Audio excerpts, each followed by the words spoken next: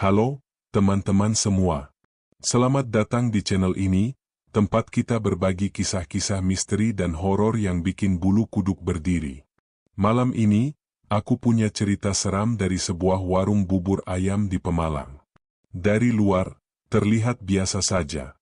Tapi siapa sangka ada rahasia kelam yang tersembunyi di balik kelezatan buburnya?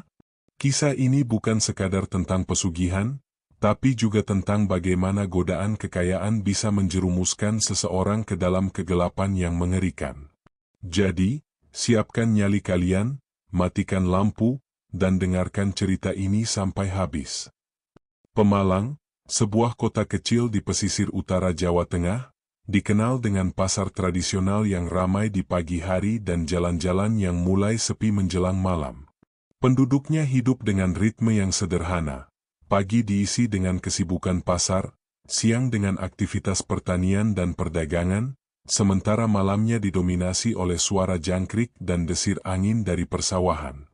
Di antara banyak warung makan yang tersebar di kota ini, ada satu warung bubur ayam yang selalu menarik perhatian. Letaknya tidak terlalu mencolok, hanya sebuah bangunan semi-permanen di pinggir jalan utama, dekat pasar kecil yang mulai ramai sejak pukul 4 pagi. Namun, meski tampak sederhana, warung ini selalu dipenuhi pelanggan, dari tukang becak, pegawai kantor, hingga wisatawan yang kebetulan singgah. Keunikan warung ini bukan hanya pada rasanya yang konon sangat lezat, tetapi juga karena selalu buka lebih awal dibandingkan warung lain. Sebelum ayam mulai berkokok, aroma bubur ayam yang menggoda sudah menguar dari dapur kecil di bagian belakang warung. Orang-orang yang melewati warung itu seringkali tak sadar bahwa mereka menelan ludah, tergoda oleh aroma kuah kental dengan sentuhan rempah yang khas. Tapi di balik kelezatan itu, ada sesuatu yang terasa aneh. Tak ada yang pernah melihat Pak Darto, pemilik warung, berbelanja bahan dalam jumlah besar. Tidak ada antrean panjang di pasar yang menandakan bahwa ia membeli ayam segar setiap hari. Bahkan, orang-orang yang tinggal di sekitar warung pun jarang melihatnya keluar rumah kecuali saat ia membuka warung atau menutupnya. Seiring waktu, muncul bisik-bisik di antara warga. Mereka mulai bertanya-tanya, dari mana sebenarnya Pak Darto mendapatkan ayam untuk buburnya. Namun, karena kelezatan bubur itu begitu menggoda dan harga yang ditawarkan sangat murah, tak banyak yang benar-benar peduli. Mereka hanya ingin menikmati semangkuk bubur ayam yang selalu terasa sempurna, seolah-olah dibuat dengan bahan-bahan terbaik yang hanya bisa ditemukan di dunia lain. Pak Darto adalah pria paruh baya dengan wajah yang selalu tampak tenang. Ia tidak banyak bicara, hanya tersenyum tipis saat melayani pelanggan. Mengenakan sarung dan kaos oblong lusuh, ia terlihat seperti pedagang sederhana yang bekerja keras untuk mencari nafkah. Namun, ada sesuatu dalam tatapan matanya, sesuatu yang sulit dijelaskan. Mereka yang pernah berlama-lama di warungnya menyadari satu hal aneh. Meskipun warung itu selalu ramai, Pak Darto tidak pernah terlihat kewalahan. Tangannya lincah menuangkan bubur ke dalam mangkuk, menaburkan suiran ayam, kacang kedelai, dan kerupuk dengan gerakan yang nyaris otomatis. Seolah-olah ia sudah melakukannya ratusan kali tanpa perlu berpikir. Di sudut warung, ada sebuah meja tua yang selalu kosong. Tak ada yang pernah duduk di sana, meskipun warung penuh sesak. Beberapa pelanggan yang baru pertama kali datang pernah mencoba duduk di kursi itu, tetapi tanpa alasan yang jelas, mereka tiba-tiba merasa tidak nyaman. Ada yang mengeluh tentang hawa dingin yang aneh, ada pula yang merasa pusing tanpa sebab. Pernah suatu ketika, seorang pemuda nekat duduk di sana meskipun beberapa pelanggan lain memperingatkannya. Ia mengabaikan perasaan tak nyaman itu dan mulai menyantap buburnya dengan lahap. Namun, belum habis setengah mangkuk, wajahnya tiba-tiba pucat. Tangannya gemetar saat ia meletakkan sendok. Tanpa berkata apa-apa, ia bangkit dan pergi meninggalkan uang di meja. Sejak hari itu, ia tidak pernah kembali ke warung Pak Darto lagi. Bagi orang-orang yang percaya tahayul, kursi itu bukan sekadar tempat duduk biasa. Beberapa warga mengatakan bahwa itu adalah tempat untuk sesuatu yang tidak bisa dilihat dengan mata telanjang. Sesuatu yang selalu hadir di sana, mengawasi setiap orang yang datang dan pergi. Dan bagi mereka yang cukup peka, mereka bisa merasakan kehadiran makhluk itu, sesuatu yang bukan manusia. Suatu pagi, seorang pelanggan tetap bernama Maman datang ke warung seperti biasa. Ia adalah seorang tukang becak yang hampir setiap hari sarapan di sana sebelum mulai menarik penumpang. Dengan tubuh kurus dan wajah ramah, Maman dikenal oleh banyak pelanggan lain karena sifatnya yang suka bercanda. Namun, pagi itu berbeda. Ia tampak gelisah, sesekali menoleh ke arah dapur warung dengan tatapan penuh curiga.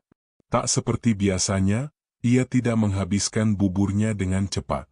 Ia menyendoknya perlahan, seperti sedang memikirkan sesuatu yang berat. "Ada apa, men?" tanya seorang pelanggan lain yang duduk di sebelahnya. Maman hanya menggeleng, tetapi sorot matanya menyiratkan ketakutan. Ia tampak ragu untuk berbicara, seolah-olah takut sesuatu akan mendengarnya. Setelah beberapa saat, ia akhirnya berkata dengan suara pelan, "Tadi malam aku lihat sesuatu di belakang warung ini."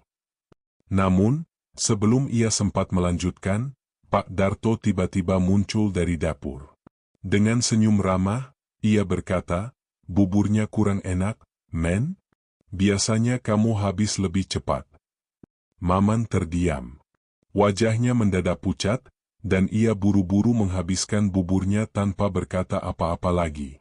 Setelah itu, ia bangkit, membayar makanannya, dan pergi. Itulah terakhir kalinya orang-orang melihatnya. Malam itu, Maman menghilang tanpa jejak. Keluarganya mencarinya kemana-mana, tetapi tidak ada yang tahu kemana ia pergi. Becaknya masih terparkir di depan rumahnya, menandakan bahwa ia tidak pergi jauh. Namun, seberapapun orang mencarinya, tidak ada petunjuk yang bisa ditemukan. Kabar menghilangnya Maman segera menyebar ke seluruh kampung. Beberapa orang yang tinggal di sekitar warung mengaku mendengar suara langkah kaki di jalanan pada tengah malam, tetapi mereka tidak melihat siapapun. Yang lebih aneh, seorang pemulung yang biasa berkeliaran di sekitar pasar bersumpah bahwa ia melihat Maman masuk ke dalam warung Pak Darto beberapa jam sebelum menghilang, tetapi ia tidak pernah keluar lagi. Kehilangan Maman menjadi perbincangan hangat di kampung. Orang-orang mulai menghubungkan kejadian ini dengan warung Pak Darto, tetapi tidak ada bukti yang jelas. Lagi pula, siapa yang bisa mencurigai seorang penjual bubur yang tampak sederhana dan baik hati? Namun, semakin banyak orang mulai memperhatikan hal-hal aneh yang sebelumnya mereka abaikan. Beberapa pelanggan merasa bahwa bubur ayam di warung itu terasa terlalu enak, seolah-olah ada sesuatu yang membuat mereka ketagihan.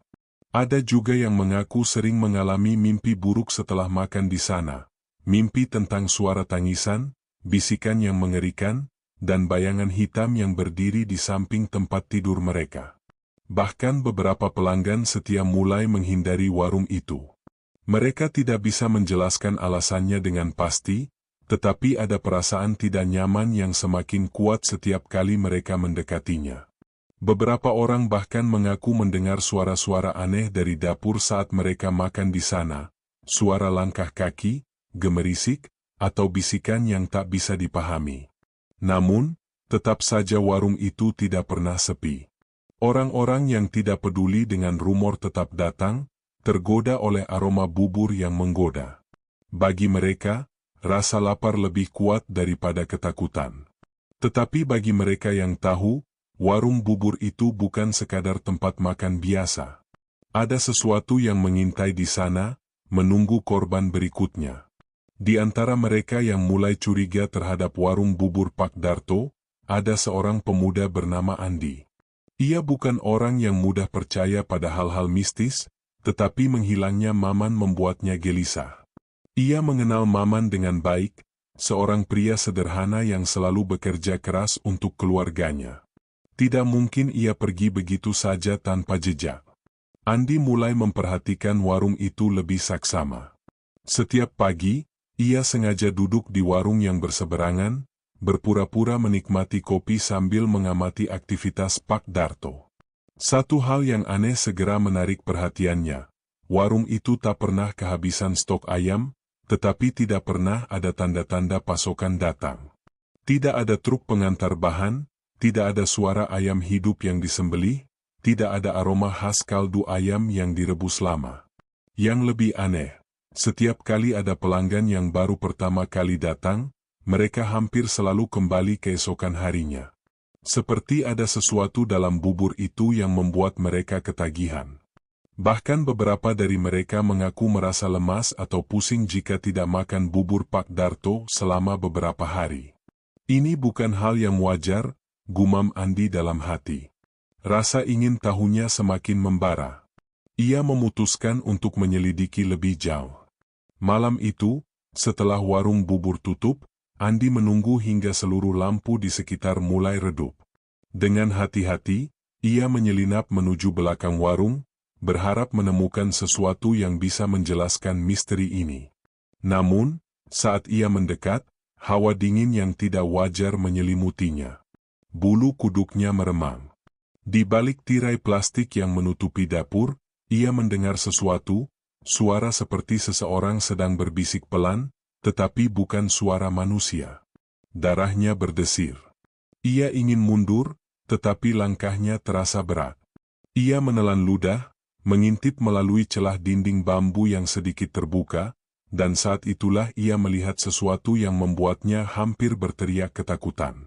Di dapur, Pak Darto berjongkok di depan sesuatu yang tidak seharusnya ada di dunia ini. Andi menahan napas. Ia berjongkok di balik tumpukan karung beras yang tertumpuk di dekat dapur, mengintip melalui celah dinding bambu yang retak. Cahaya redup dari lampu minyak menerangi ruangan, menciptakan bayangan-bayangan aneh di tembok. Di dalam, Pak Darto terlihat berjongkok di lantai tanah, menghadap ke sesuatu yang bersembunyi dalam kegelapan. Makhluk itu bukan manusia. Tubuhnya kurus kering dengan kulit pucat kebiruan, seperti mayat yang telah membusuk. Matanya hitam pekat tanpa bola mata, dan mulutnya menganga lebar dengan gigi-gigi tajam yang tak beraturan. Ia merangkak perlahan ke arah sebuah baskom besar yang diletakkan di depannya, mengeluarkan suara erangan yang nyaris seperti bisikan. Pak Darto bergumam dalam bahasa yang tak bisa dipahami, tangannya terangkat seolah memberi persembahan. Andi memperhatikan lebih dekat, baskom itu berisi potongan-potongan daging mentah berwarna kemerahan. Aroma anyir darah begitu kuat hingga membuat perutnya mual. Sejenak, Andi berpikir bahwa itu adalah daging ayam. Tapi saat ia melihat lebih teliti, ada sesuatu yang membuatnya hampir muntah. Di antara potongan daging itu, ia melihat sesuatu yang mirip dengan jari manusia. Kuku masih menempel, kulitnya terkoyak, dan di ujungnya terlihat bekas gigitan. Jantung Andi berdegup kencang. Tangannya mencengkeram karung beras, tubuhnya membeku dalam ketakutan. Ia ingin mundur, ingin berlari sejauh mungkin, tapi kakinya terasa berat. Ia hanya bisa diam, menonton dengan mata membelalak ketika makhluk itu menjulurkan tangannya yang kurus dan mengambil segenggam daging dari baskom. Suara mengerikan terdengar saat makhluk itu mulai mengunyah. Daging itu dilahap dengan rakus, darah menetes dari sudut mulutnya. Pak Darto tetap berjongkok, dia menundukkan kepala seperti seseorang yang sedang melakukan ritual suci. Andi ingin pergi. Ia tahu jika ia ketahuan, nyawanya mungkin akan menjadi bagian dari persembahan berikutnya. Ia menarik napas dalam-dalam, mencoba mengendalikan gemetar tubuhnya, lalu perlahan mundur menjauh dari dinding bambu. Namun, tepat saat ia berbalik, kakinya menyenggol sebuah kaleng kosong di tanah. Suara dentingnya bergema di keheningan malam. Pak Darto tersentak. Makhluk itu berhenti mengunyah. Dalam sekejap, kepala mereka berdua menoleh ke arah tempat Andi bersembunyi. Mata Pak Darto menatap tajam, sementara makhluk itu mengeluarkan suara geraman rendah, suara yang terdengar seperti bisikan dari dunia lain. Andi tahu bahwa ia telah membuat kesalahan besar. Tanpa berpikir panjang, ia berlari secepat mungkin, menembus kegelapan malam dengan napas tersengal. Di belakangnya, ia bisa mendengar suara langkah kaki yang tak wajar, cepat, ringan, dan nyaris tidak terdengar seperti langkah manusia. Makhluk itu mengejarnya. Jalan setapak yang gelap terasa semakin panjang. Andi berlari dengan sekuat tenaga, tak berani menoleh ke belakang. Nafasnya tersengal, dadanya terasa seperti akan meledak, tetapi ketakutan membuatnya terus berlari. Di kejauhan, ia melihat sebuah rumah dengan lampu masih menyala. Itu rumah Pak RT. Jika ia bisa sampai ke sana, ia bisa meminta bantuan. Namun, langkah kakinya tiba-tiba terasa berat. Seperti ada sesuatu yang menarik tubuhnya ke belakang. Hawa dingin menjalari tengkuknya, dan suara bisikan yang aneh mulai terdengar di telinganya. Jangan pergi. Suara itu bukan suara manusia. Itu seperti suara yang berasal dari dalam kepalanya sendiri. Andi berusaha melawan. Ia meronta, merangkak, dan akhirnya berhasil melepaskan diri. Dengan sekuat tenaga, ia berlari ke rumah Pak RT dan menggedor pintunya sekuat tenaga. Pak, tolong saya. Butuh beberapa detik sebelum akhirnya pintu terbuka. Pak RT, seorang pria tua dengan wajah penuh keriput, berdiri dengan wajah bingung. Ada apa, Endik? Tanyanya. Andi terengah-engah, mencoba bicara, tetapi kata-kata tidak keluar. Ia hanya bisa menunjuk ke arah jalan setapak yang baru saja ia lalui. Pak RT mengernyitkan dahi dan melongok keluar rumah. Tidak ada apa-apa. Jalan itu kosong, sepi, hanya diterangi cahaya bulan yang pucat. Tidak ada siapa-siapa, Endik, katanya, suaranya tenang. Andi menelan ludah. Ia yakin tadi ada sesuatu yang mengejarnya. Ia bisa merasakannya. Tapi sekarang, semuanya hilang. Pak RT membawanya masuk, memberinya segelas air hangat. Ceritakan pelan-pelan, ada apa? Dengan napas yang masih tersengal, Andi akhirnya menceritakan semuanya. Tentang Pak Darto, tentang makhluk mengerikan di dapurnya, tentang daging di dalam baskom, dan tentang suara-suara aneh yang mengikutinya saat ia berlari. Pak RT mendengarkan dengan wajah serius. Saat Andi selesai, pria tua itu menghela napas panjang. Aku sudah lama curiga, katanya pelan. Tapi aku tidak punya bukti. Kau tahu, Endik, Pak Darto bukan orang biasa. Andi menatapnya dengan mata penuh tanda tanya. Apa maksud Pak RT? Pak RT menatap keluar jendela, seolah memastikan bahwa tidak ada yang menguping. Lalu, dengan suara pelan, ia berkata, dulu, sebelum membuka warung bubur, Pak Darto hanyalah seorang petani biasa. Ia hidup miskin, sering mengeluh tentang hidupnya yang sulit. Lalu, suatu malam, ia pergi ke hutan di selatan desa, dan saat ia kembali, semuanya berubah. Andi merasakan jantungnya berdebar lebih kencang. Sejak saat itu, buburnya selalu ramai.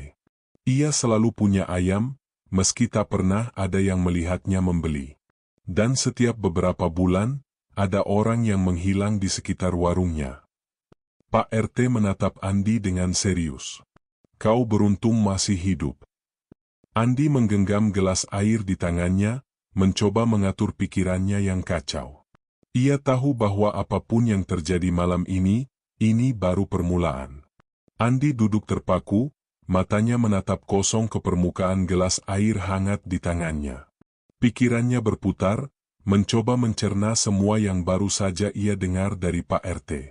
Jika benar apa yang dikatakan pria tua itu, maka warung bubur Pak Darto bukan sekadar tempat makan biasa. Ada sesuatu yang jauh lebih mengerikan bersembunyi di balik kesuksesan dan kelezatan buburnya. Apa maksud Pak RT? Orang-orang menghilang? Suara Andi terdengar serak. Pak RT menghela napas, kemudian menyalakan rokok lintingnya. Asap tipis mengepul di udara, bercampur dengan keheningan yang terasa semakin menyesakkan. Beberapa tahun lalu, Sebelum warung bubur itu seramai sekarang, sudah ada beberapa kejadian aneh, katanya. Pertama, seorang pemuda bernama Joko. Ia biasa membantu di pasar, sering mampir ke warung itu.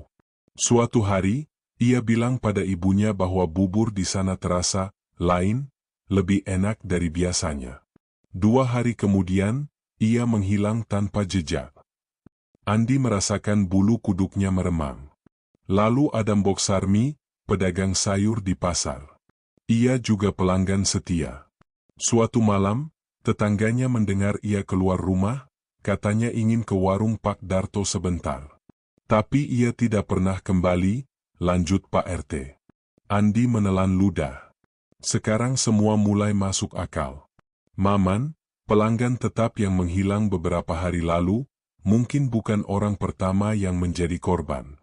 Lalu kenapa orang-orang tidak pernah melaporkan ini ke polisi? Tanya Andi. Pak RT tertawa kecil, tapi nadanya pahit. Kau pikir polisi bisa berbuat apa? Tidak ada bukti. Tidak ada mayat. Orang-orang yang hilang seolah lenyap begitu saja. Andi menggigit bibirnya. Pikirannya kembali ke pemandangan mengerikan yang ia lihat tadi. Makhluk kurus itu, daging dalam baskom, suara bisikan yang membekukan darahnya. Jadi, Pak Darto menggunakan pesugihan? Pak RT mengangguk pelan.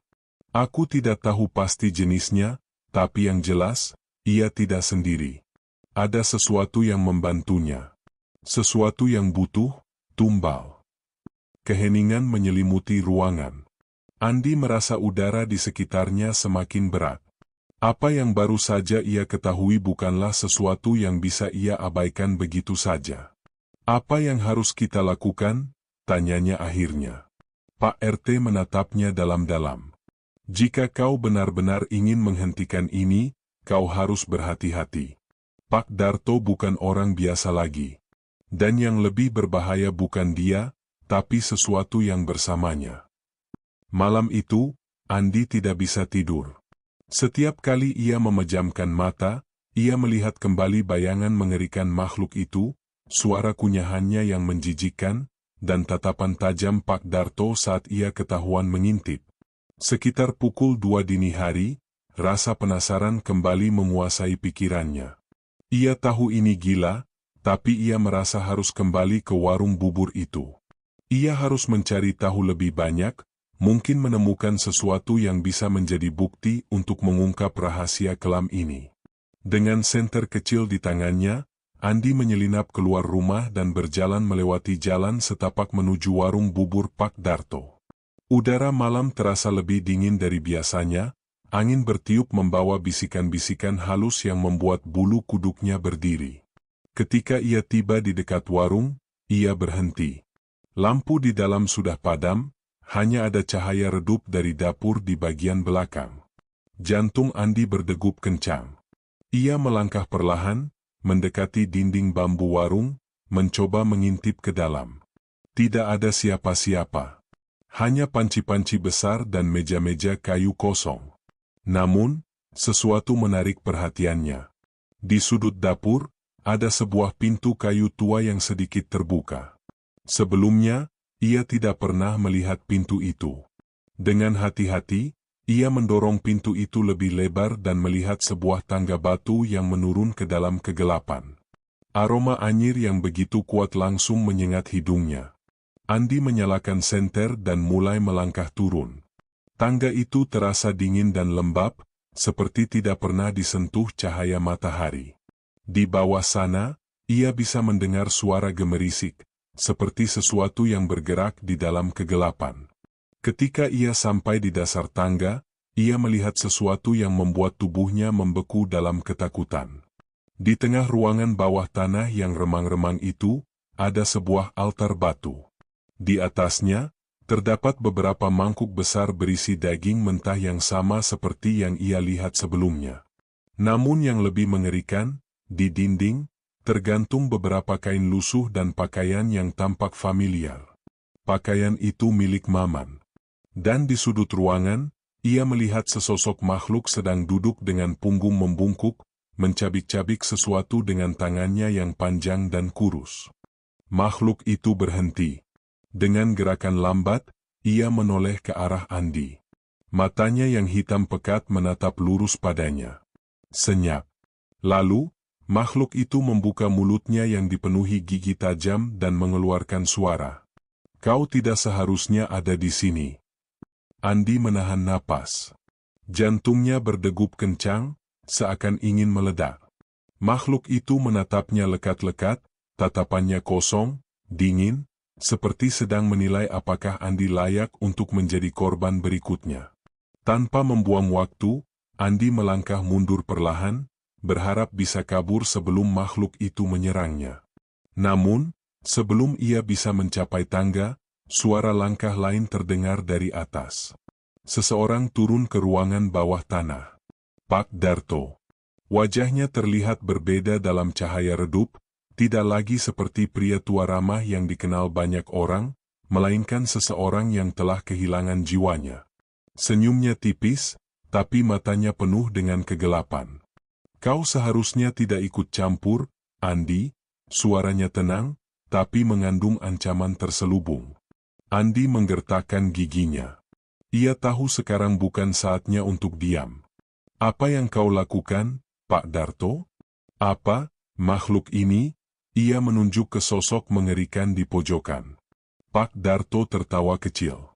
Dia bukan sekadar makhluk, Andi. Dia adalah pemberi rezekiku. Andi menelan ludah. Pak Darto berjalan mendekati altar batu, membelai kepala makhluk itu seperti seseorang yang mengelus peliharaannya. Dulu, aku hanyalah orang biasa. Hidup miskin, dihina, ditindas. Sampai akhirnya aku bertemu seseorang di hutan selatan, seseorang yang mengajariku bagaimana caranya mendapatkan kekayaan sejati. Andi merinding. Pesugihan? Pak Darto mengangguk.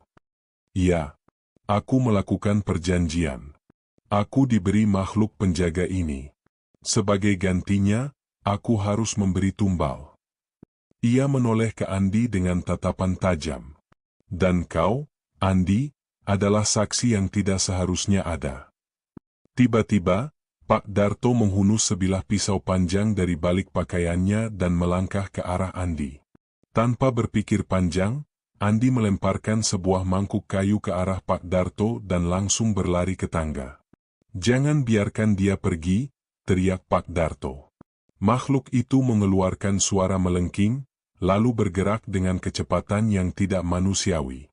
Andi hampir terjatuh saat mendaki tangga, merasakan sesuatu yang dingin menyentuh pergelangan kakinya. Dengan panik, ia menendang dan berhasil melepaskan diri. Begitu mencapai atas, ia berlari keluar dari warung, tapi langkah kakinya terhenti saat melihat sesuatu yang mengejutkan.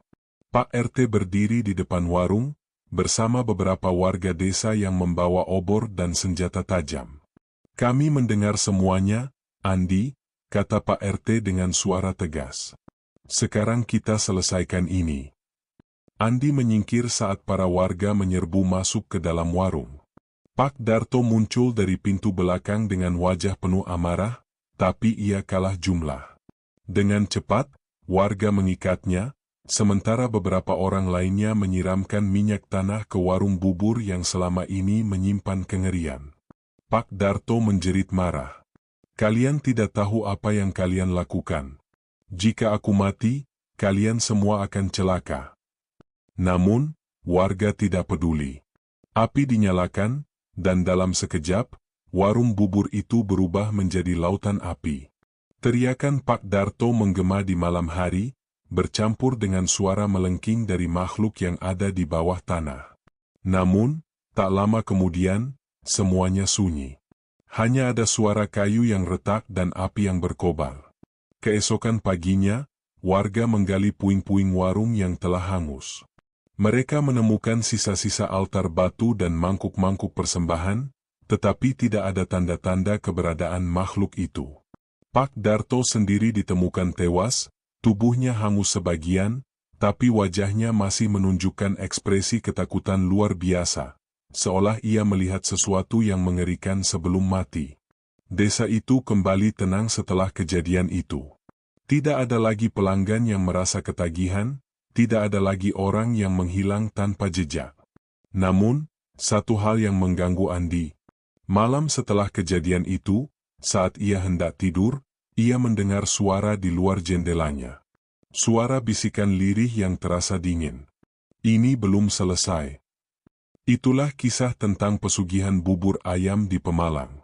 Seram banget, kan?